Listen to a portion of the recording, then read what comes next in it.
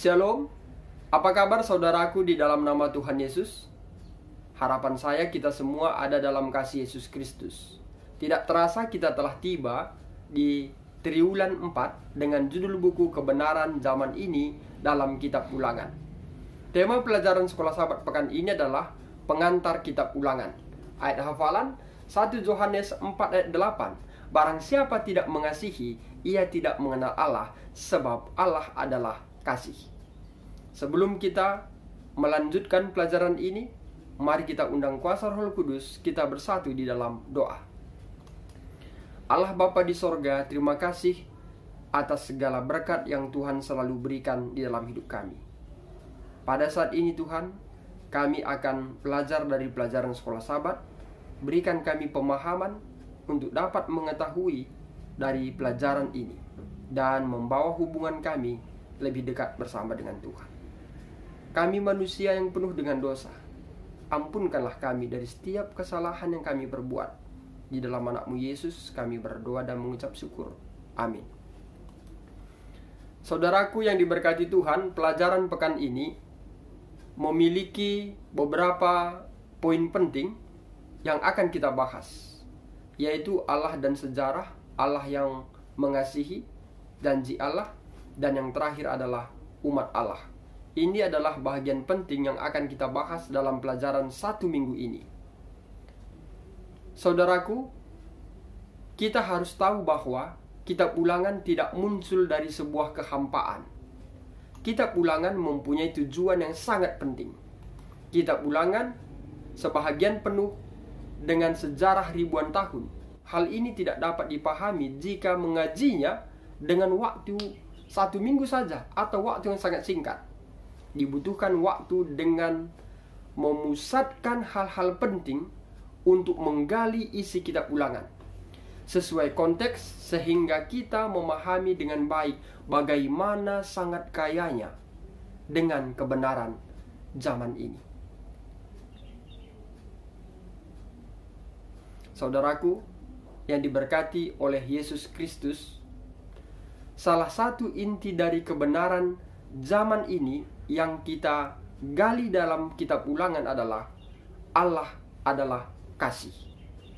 Sebagaimana manusia berdosa, sebenarnya kita tidak sanggup untuk memahami sepenuhnya apa arti sesungguhnya Allah adalah kasih.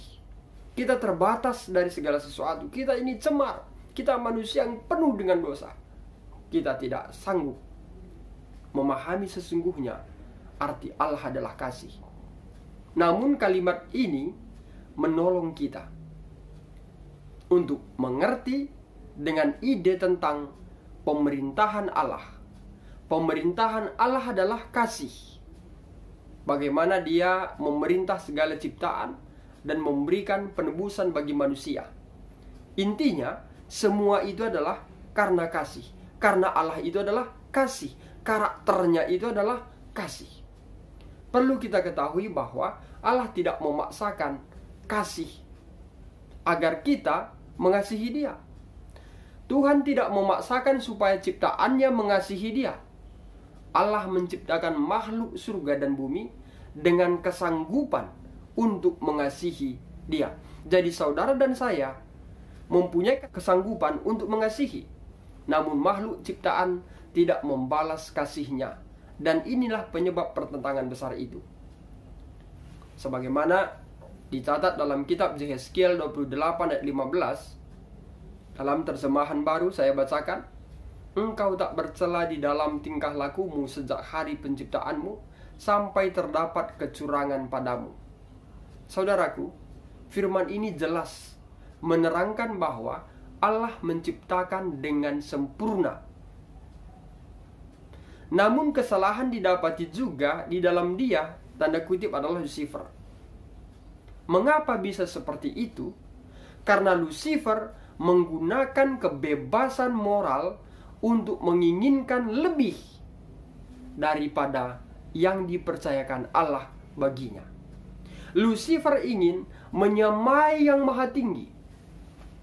Hal itu membuat Lucifer dan pengikutnya dibuang ke bumi, dijatuhkan ke bumi, pelajaran sekolah sahabat kita mengutip tentang buah apel yang jatuh di atas Isaac Newton, dan dia sebut gaya gravitasi bumi. Kata jatuh, kita boleh sebutkan gaya gravitasi bumi. Kontribusi Newton dalam area hukum alam prinsip yang sama juga berlaku bagi hukum moral. Kebebasan moral membuat Lucifer jatuh ke bumi. Gaya gravitasi, Lucifer jatuh ke bumi. Demikian juga manusia jatuh ke dalam dosa. Hal ini bukan membuat manusia semakin sempurna, malahan semakin buruk dan semakin jauh dari Tuhan. Kejadian 6 ayat 5, ketika dilihat Tuhan bahwa kejahatan manusia besar di bumi, dan bahwa segala kecenderungan hatinya selalu membuahkan kejahatan semata-mata. Manusia cenderung selalu melakukan kesalahan, kejahatan. Bila kita baca selanjutnya di pasal yang ke-7, Kejadian pasal 7, di sana menyatakan bahwa Tuhan membinasakan bumi dengan air bah karena kejahatan manusia itu. Dalam arti, Tuhan memberikan kepada manusia suatu kesempatan untuk memulai kembali, atau bisa disebut penciptaan kedua. Karena Allah itu adalah kasih. Dia mengasihi orang yang datang kepadanya. Dia mengasihi makhluk ciptaannya bila kita datang kepadanya. Saudaraku, selanjutnya Kejadian 11 ayat 1-9 menyatakan bagaimana manusia masih tetap cenderung untuk menyangkal Allah.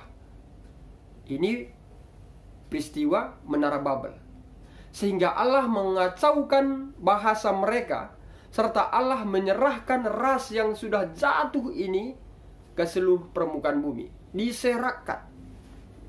Mereka tidak saling memahami lagi. Yang dulunya logat mereka satu, bahasa mereka satu. Ada kabar baiknya. Di tengah-tengah kerusakan moral manusia, tetap ada yang memeluk hubungan baik dengan Tuhan, hubungan yang berkualitas dengan Tuhan. Seperti Abram. Abram dipanggil Allah setelah terseraknya bangsa-bangsa dari Babel. Abram dipanggil dari lingkungan yang penuh dengan kejahatan, yang tidak mengenal Allah. Panggilan Abram untuk mengikut perintah Allah dalam Kejadian pasal 12 merupakan cerita tentang darah daging Abraham yang Tuhan berkati. Hal ini merupakan Tuhan memanggil umatnya keluar dari tanah Mesir. Siapakah yang keluar dari tanah Mesir? Umat Tuhan itu, yaitu keturunan Abraham. Tuhan tidak saja memelihara kebenaran umatnya, tetapi juga menyebarluaskan tentang rencana keselamatan ke seluruh dunia. Abram dipanggil dari lingkungan yang tidak percaya kepada Tuhan. Hal ini merupakan tipologi dari Galatia 3:7-9. Apakah isi Galatia 3:7-9? Mari kita baca. Kita lihat di layar. Jadi kamu lihat bahwa mereka yang hidup dari iman, mereka itulah anak-anak Abraham. Dan kitab suci yang sebelumnya mengetahui bahwa Allah membenarkan orang-orang bukan Yahudi oleh karena iman, telah terlebih dahulu memberitakan Injil kepada Abraham. Olehmu segala bangsa akan diberkati. Jadi mereka yang hidup dari iman, merekalah yang diberkati bersama-sama dengan Abraham yang beriman itu. Kita bersyukur. Kenapa kita harus bersyukur? Karena kabar tentang keselamatan dari Yesus Kristus itu dapat kita peroleh walaupun bukan keturunan Abraham secara darah atau secara biologis, tetapi secara iman. Kita diberikan kesempatan untuk memperoleh keselamatan, menerima janji berkat dari Allah itu karena kita memiliki iman. Saudaraku dalam Yesus Kristus, Tuhan selalu memberikan rancangan keselamatan bagi manusia. Walaupun manusia lebih sering abaikan rencana dan rancangan Tuhan itu. Keluaran 19 ayat 4 mengatakan, kamu sendiri telah melihat apa yang kulakukan kepada orang Mesir. Apa yang dilakukan kepada orang Mesir? bagaimana aku telah mendukung kamu di atas sayap Raja Wali dan membawa kamu kepadaku. Pertanyaan, mengapa Tuhan memanggil bangsa itu keluar dari Mesir? Apa tujuannya? Oh, ternyata karena mereka adalah benih keturunan dari para bapa Abraham, Ishak, dan Yakub. Dan melalui keturunan-keturunan ini, Tuhan menetapkan perjanjiannya, dan benar-benar mereka akan menjadi harta kesayangan Tuhan sendiri dari antara segala bangsa, sebab Tuhanlah yang empunya seluruh bumi. Allah memberikan kepada mereka beberapa ketentuan perjanjian, yakni 10 perintah yang telah diterima oleh Musa di atas gunung Sinai. Perintah yang diberikan di gunung Sinai dan perjanjian itu disahkan setelah memercikkan darah persembahan di altar yang dibangun. Musa mengambil kitab perjanjian lalu dibacakannya dengan didengar oleh bangsa itu. Hal ini dicatat dalam kitab Keluaran 24 ayat yang ke-7. Saudaraku yang diberkati oleh Tuhan, ayat ini jika kita amati, ini merujuk kepada Ibrani 9 ayat 19-20 yang berbunyi, sebab sesudah Musa memberitahukan semua perintah hukum Taurat kepada seluruh umat, ia mengambil darah anak lembu dan darah domba jantan serta air dan bulu merah dan hisop, lalu memerciki kitab itu sendiri dan seluruh umat, sambil berkata, inilah adalah perjanjian yang ditetapkan Allah bagi kamu. Timbul pertanyaan, apakah arti darah itu?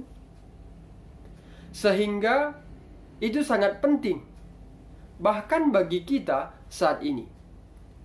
Saudaraku yang kami kasihi, darah dalam konteks ini adalah melambangkan darah Yesus yang akan tercurah menebus dosa saudara dan juga saya. Darah itu sangat penting bagi kita yang hidup pada zaman ini, bahkan pada generasi berikutnya nantinya. Itu juga sangat penting. Saudaraku di dalam nama Tuhan Yesus, Keluaran 19 ayat 8 mengatakan, seluruh bangsa itu menjawab bersama-sama, segala yang difirmankan Tuhan akan kami lakukan. Lalu Musa pun menyampaikan jawaban bangsa itu kepada Tuhan. Sayangnya hal itu bertentangan dengan kata-kata yang diucapkan. Mereka tidak menegakkan kesepakatan dengan mereka yang pada akhirnya membuat kehidupan mereka menurun dan jauh dari Tuhan. Secara terus-menerus anak-anak Israel gagal mempertahankan kesepakatan bersama mereka. Sayang sekali, ketidaksetiaan lebih kelihatan sebagai norma daripada yang sebaliknya. Hal itu menyebabkan mereka harus mengembara di padang belantara selama 40 tahun. Kita boleh buka Bilangan 14 ayat 22. Semua orang yang telah melihat kemuliaanku dan tanda-tanda mujizat yang kuperbuat di Mesir dan di padang gurun, namun telah 10 kali mencobai aku dan tidak mau mendengarkan suaraku. Dari ayat ini kita mengetahui bahwa mereka tetap menolak untuk taat kepada Tuhan dan menaklukkan negeri itu, meskipun ada janji Allah bahwa mereka akan berhasil. Tetapi mereka berbalik dari itu. Saudaraku, mungkin saja terlalu sering ketidaktaatan itu terjadi karena kurangnya kepercayaan kepada firman Allah yang disampaikan kepada kita saat sekarang ini. Tuhan memberikan suatu janji bagi kita. Namun karena kita tidak percaya, maka ketidaktaatan itu pun muncul. Inilah tugas utama kita, dan benar-benar belajar untuk lebih percaya kepada Tuhan. Demikian pelajaran Sekolah Sahabat pekan ini. Semoga melalui pelajaran ini membawa hubungan kita lebih baik dengan Tuhan. Kita tutup dengan doa. Terima kasih Bapa di sorga atas pelajaran yang indah Tuhan sajikan untuk dapat kami pelajari. Biarlah kiranya melalui pelajaran ini membawa hubungan kami lebih dekat bersama dengan Tuhan. Kiranya kami akan menyadari bahwa saat kami terpisah dari Tuhan, maka kami semakin terpuruk dan bahkan lebih jauh dari Tuhan, dan hidup kami pun semakin buruk. Kami merindukan kasih Tuhan. Kiranya dengan kasih yang Tuhan berikan bagi kami, kami sanggup untuk mengasihi Tuhan di tengah perjalanan hidup kami, sehingga kami tetap dapat berjalan bersama dengan Tuhan, dan kelak saat kedatangan-Mu kami dapat mewarisi kerajaan sorga. Berkati semua pemirsa dimanapun mereka berada. Biarlah kiranya kasih karunia-Mu Tuhan berikan bagi mereka masing-masing. Ampunkan kami dari setiap kesalahan kami. Di dalam anak-Mu Yesus kami berdoa dan mengucap syukur. Amin. Saudaraku yang diberkati Tuhan, sampai di sini pembahasan Sekolah Sahabat pekan ini. Akhir kata saya sampaikan, Tuhan Yesus memberkati.